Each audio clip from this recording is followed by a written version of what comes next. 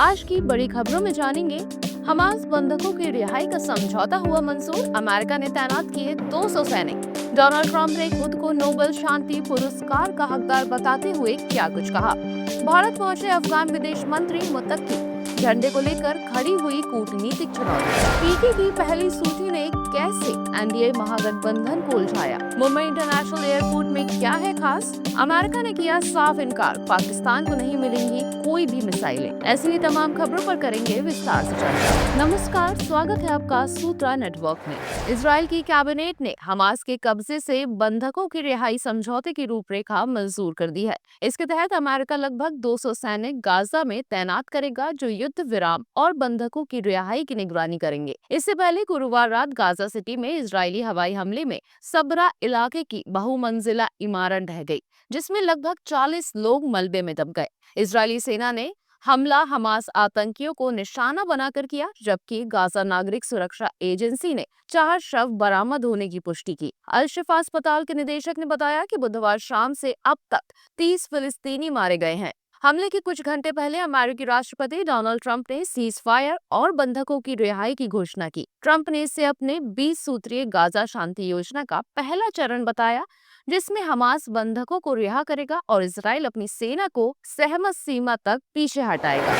Donald Trump, जो अक्सर ये इशारा करते रहे हैं कि उन्हें नोबेल पुरस्कार मिलना चाहिए, इस बार भी इंतजार करेंगे, क्योंकि 2025 का नोबेल शांति पुरस्कार वेनेजुएला की विपक्षी नेता मारिया कोरेना मचाडो को उनके लोकतंत्र के लिए लगातार संघर्ष और देश में तानाशाही से शांतिपूर्ण संक्रमण सुनिश्चित करने के प्रयासों के लिए दिया गया है। नॉर्वेजियन नोबेल समिति में उन्हें हाल के समय में लैटिन अमेरिका की सबसे असाधारण नागरिक साहस के उदाहरणों में से एक बताया और उनके समाज के सैनिकरण के खिलाफ अडिग विरोध और विपक्ष को एकजुट करने के प्रयासों की सराहना की। भले ही उनके जीवन को गंभीर खतरे थे, मचाडो वेनेजुएला में ही रहीं और लाखों नागरिकों को प्रेरित किया। उन्हें पुरस्कार 10 दिसंबर को अल्फ्रेड नोबेल की मृत्यु की सालगिरह पर औपचारिक रूप से प्रदान किया जाएगा। इस बार पुरस्कार वास्तविक साहस और दृढ़ता को जाता है, जबकि ट्रंप के स्वयं घोषित दावे और ट्विटर के शोबाजी को किनारे रखा गया है।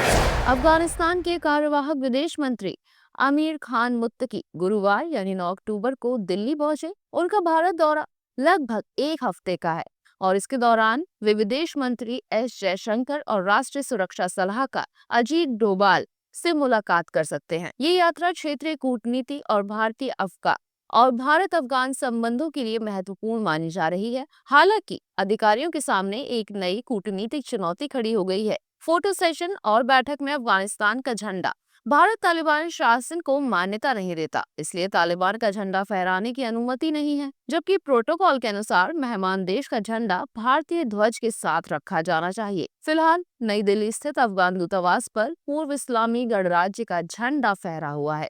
इस यात्रा से भारत अफगानिस्तान संबंधों को नया आयाम मिल सकता है। साल 2021 में अमेरिका की वापसी और तालिबान सत्ता में लौटने के बाद भारत ने काबुल में अपना दूतावास बंद कर दिया था, लेकिन अब व्यापार, चिकित्सा और मानवीय सहयोग के लिए अस्थायी कदम उठाए जा रहे हैं। जन स्वराज पार्टी के संस्थापक प्रशांत किशोर ने बिहार विधानसभा चुनाव के लिए पहली 51 उम्मीदवारों की सूची जारी की, जो एनडीए और महागठबंधन दोनों के लिए चुनौती बन गई है। पार्टी ने 50% टिकटें ईबीसी और अगड़ा वर्ग को दी हैं, जो लंबे समय से राजग का कोर वोट बैंक बने हैं। इसके अलावा 6 मुसलमानों को उम्मीदवार बनाकर महागठबंधन के मुस्लिम वोट बैंक पर सीधा हमला किया गया। सूची में कर्पूरी ठाकुर की पोती डॉक्टर जागृति ठाकुर, पूर्व केंद्रीय मंत्री आरसीपी सिंह की बेटी लता सिंह, किन्नर समाज की प्रीति किन्नर, 5 नामचीन डॉक्टर और 1 कुलपति शामिल हैं। भोजपुरी गायक देश पांडे और होमगार्ड के पूर्व डीजी आर.के. मिश्र भी उम्मीदवार बनाए गए।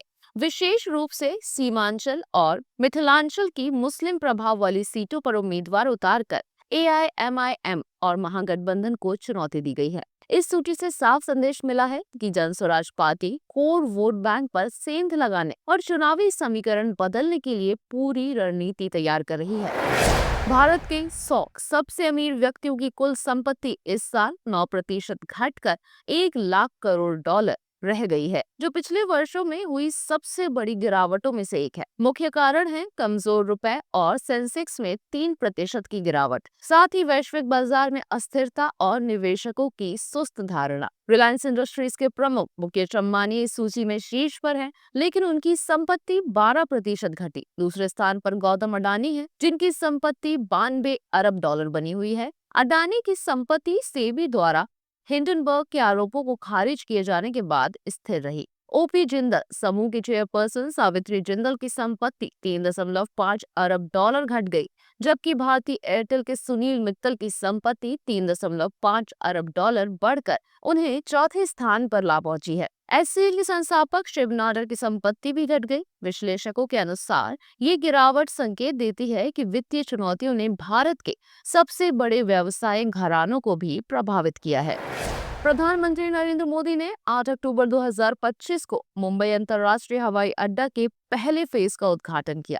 9,650 करोड़ रुपए की लागत से बने इस ग्रीन फील्ड एयरपोर्ट में पूर्ण डिजिटल सुविधाएं हैं, जैसे pre booking, parking, online baggage drop और इमिग्रेशन सेवाएं। मुंबई एयरपोर्ट घरेलू और अंतर्राष्ट्रीय उड़ानों के लिए दिसंबर 2025 से परिचालन शुरू करेगा। टिकट बिक्री अक्टूबर अंत तक शुरू होने की संभावना है। एयरलाइंस में Indigo, Akasa air, air India express शामिल हैं। इस एयरपोर्ट में 3,700 मीटर लंबा रनवे, मॉडर्न टर्मिनल और advanced air traffic control system है। ये सीएसएमआई के साथ मिलकर मुंबई को ग्लोबल मल्टी एयरपोर्ट सिस्टम में शामिल करेगा और भीड़ भाड़ कम करेगा। स्थानीय रूप से ये जवाहरलाल नेहरू पोर्ट से 14 किलोमीटर, एमआईडीसी तलोजा से 22 किलोमीटर और भिवंडी से 40 किलोमीटर दूर स्थित है।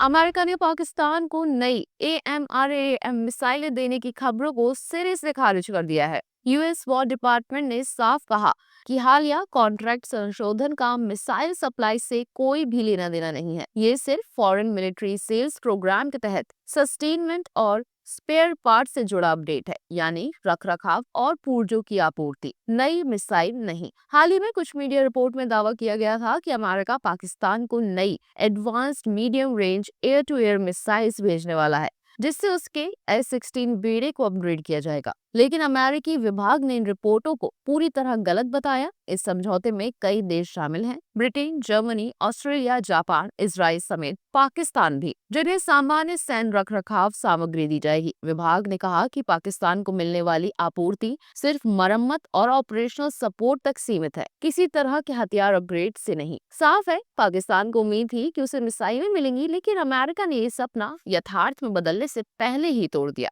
मिसाइल नहीं, बस मेंटेनेंस मिलेगा। मिसाइलों के सपने देखने वाले अब बस रिंच और स्क्रू ड्राइवर से ही अपग्रेड कर पाएंगे, असली हथियार से नहीं। आईसीसी महिला वर्ल्ड कप में मंगलवार का दिन आईसीसी महिला वर्ल्ड कप में मंगलवार का दिन भारतीय तेज गेंदबाज क्रांति गौड़ के नाम रहा।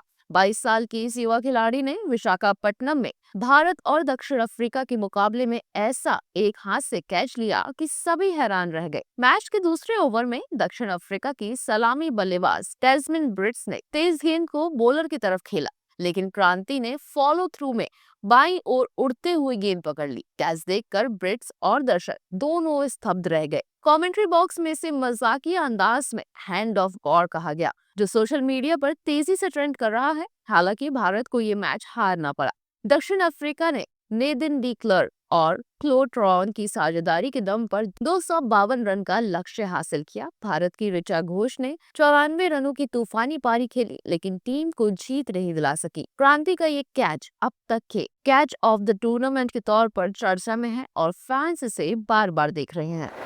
बॉलीवुड और टीवी एक्टर एजाज खान को ऑनलाइन अश्लील कंटेंट से जुड़े मामले में दिल्ली हाई कोर्ट ने अग्रिम जमानत दे दी है। आरोप है कि खान ने यूट्यूबर हर्ष बेनीवाल की मां और बहन के खिलाफ सोशल मीडिया पर आपत्तिजनक टिप्पणियां की थी। कोर्ट ने कहा कि इंटरनेट पर डाली गई सामग्री बड़ी आसानी से लोगों तक पहुंचती है। ऐसे में बड़े सामाजिक प्रभाव वाले व्यक्तियों को सावधानी से ही पोस्ट करना चाहिए। वीडियो रिकॉर्डिंग अब बॉम्बे पुलिस के पास है, इसलिए खान को हिरासत में लेने की आवश्यकता नहीं है। आपको बता दें कि एजाज और हर्ष का विवाद तब शुरू हुआ जब हर्ष ने एजाज पर वीडियो बनाया। एजाज ने इसका जवाब सोशल मीडिया पर गंदी टिप्पणियों के साथ दिया, जो वायरल हो गया। एजाज कई बार विवादों में रहे हैं, जिनमें उनका शो हाउस अरेस्ट और बिग बॉस शामिल है। उनके गेम और पर्सनालिटी को दर्शकों ने खूब सराहा। बावजूद इसके विवादों से वे बच नहीं पाए। फिलीपींस के मिंडानाओ में 7.4 तीव्रता का भूकंप आया, जिसके बाद सुनामी की चेतावनी जारी की गई। भूकंप की गहराई 62 किलोमीटर रही और अधिकारियों ने तटीय इलाकों में रहने वाले लोगों को उच्च स्थानों पर जाने की सलाह दी। आपातकालीन सेवाएं सतर्क हैं और नागरिकों से सरकारी निर्देशों का पालन करने को कहा गया। Philippine institute of volcanology and seismology के अनुसार संकीर्ण जलमार्गों में और अधिक ऊंचाई की संभावना है। भूकंप दावाओ ओरिएंटल के मनाए टाउन के पास समुद्री इलाके में आया है। फिलहाल कोई तत्काल नुकसान की रिपोर्ट नहीं है, लेकिन आफ्टर शॉक्स की संभावना जताई गई। पिछले हफ्ते सेबू में 6.9 तीव्रता का भूकंप आया था, जिसमें कम से कम 74 लोगों की मौत हो गई थी। तो चलिए जानते हैं आज की खास और रोचक जानकारी। क्या आपको पता है कि आईफल टावर, जिसकी कुल ऊंचाई 330 मीटर यानी 1083 फीट है, वो गर्मियों में 15 सेंटीमीटर तक बढ़ जाती है। क्योंकि धातु गर्म होने पर फैलती है, इसलिए गर्मियों में टावर की लंबाई बढ़ जाती है और सर्दियों में ठंड से धातु सिकुड़ती है, जिससे टावर पहले जैसा दिखता है। ये तापमान निर्भर विस्तार और संकोचन का उदाहरण है। ऐसे ही तमाम खबरों को देखने के लिए सब्सक्राइब करें, बेल आइकन को प्रेस करें और विजिट करें हमारी वेबसाइट।